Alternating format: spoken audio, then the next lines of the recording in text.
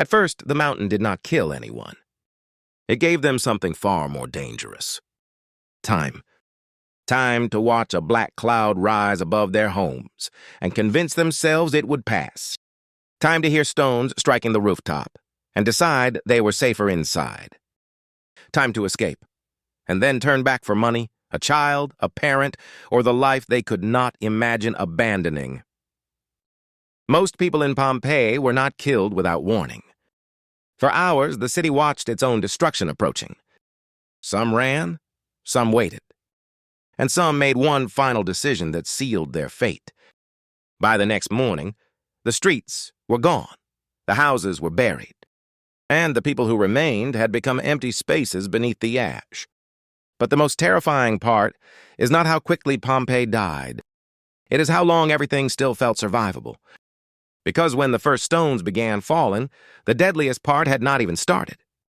Before the sky turned black, Pompeii was alive. Bread was baking. Merchants were opening their shops. Carts scraped across stone roads. Workers repaired buildings damaged by earlier earthquakes. Messages covered the walls. Advertisements, insults, jokes, political slogans, and declarations of love. This was not a silent ruin. It was a crowded Roman city filled with bathhouses, taverns, temples, workshops, wealthy villas, and cramped rooms. Above it stood Mount Vesuvius. Its slopes were green. Vineyards covered the land. The mountain had remained quiet for generations. To the people beneath it, Vesuvius was not a volcano preparing to destroy them. It was scenery. That morning, people made plans for tomorrow because there was no reason to believe tomorrow would not come. But beneath their feet, pressure had been building for centuries. And when the mountain finally opened, the first thing it took was not life. It was certainty. The eruption began with an explosion that sent gas, ash, and volcanic rock high into the atmosphere.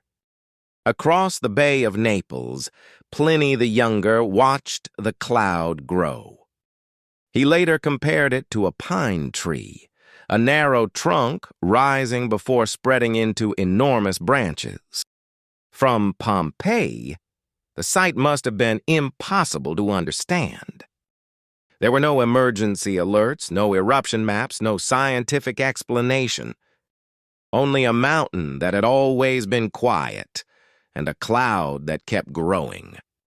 Then pale pieces of pumice began to fall. They were small and light enough to seem almost harmless. People could hold them, step around them, tell themselves the worst had already happened. But the stones did not stop. They covered courtyards. They filled streets. They struck roofs, statues, windows, and human bodies. And as the layer beneath their feet grew deeper, Pompeii's escape routes began to disappear. The city still had time, but it was losing it one stone at a time. From the safety of the present, the choice seems obvious. The mountain erupts. You run. But run where? Roads were filling with debris. The air was becoming difficult to breathe. Earthquakes shook the city. Families were separated. The elderly could not move quickly. Children had to be carried. Enslaved people may not have been free to choose whether they could leave. Many residents almost certainly escaped during the early stages, but others stayed. Some waited for relatives. Some guarded homes, shops, or animals. Some carried keys because they believed they would return. Others gathered coins and jewelry because portable wealth could determine whether a family survived after losing everything else. And some may have escaped, then turned back. A person returning for money sounds foolish. A person returning for a child sounds heroic. But inside a darkening city, both choices could lead to the same doorway.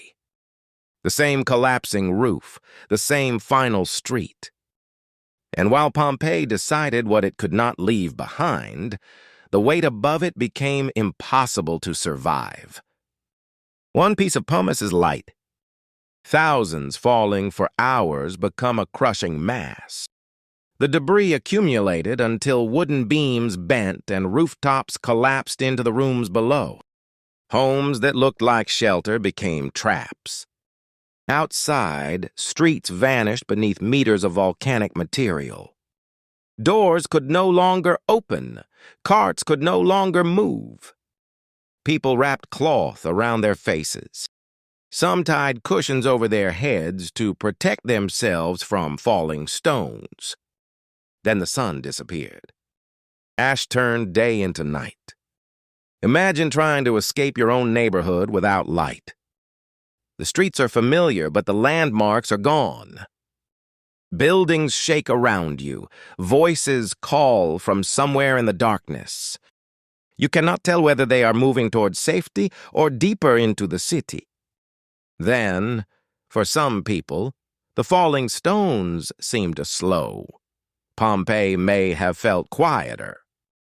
The eruption may have appeared to be weakening. But that silence was not the end. It was the moment before Vesuvius changed the way it killed. High above the volcano, the eruption column could no longer support its own weight. Ash, gas, and rock collapsed back toward the earth. What formed next was far more dangerous than the falling pumice. Pyroclastic currents. Fast-moving waves of superheated gas, ash, and volcanic debris surged down Vesuvius. Places closer to the mountain were struck first. Pompeii remained farther away. For a little longer, that distance may have created one final illusion of safety.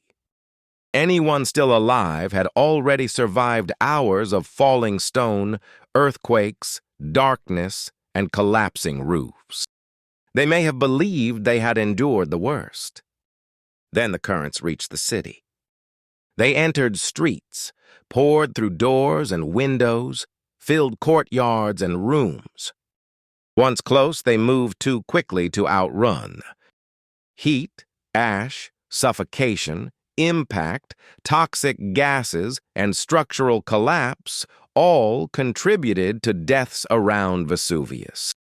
Not every victim died in exactly the same way. Some had already been crushed. Some were trapped. Others were overtaken while attempting to escape. But when the final destructive surges crossed Pompeii, the remaining city was sealed. Homes became tombs, streets became layers, and human bodies began a transformation no one would understand for more than 17 centuries. Pompeii disappeared into the ground. The victims buried in fine ash decomposed. Skin vanished, clothing decayed, names were forgotten. But the hardened material surrounding some bodies remained. Where a human being had once been, an empty cavity was left behind. Centuries later, excavators discovered those spaces.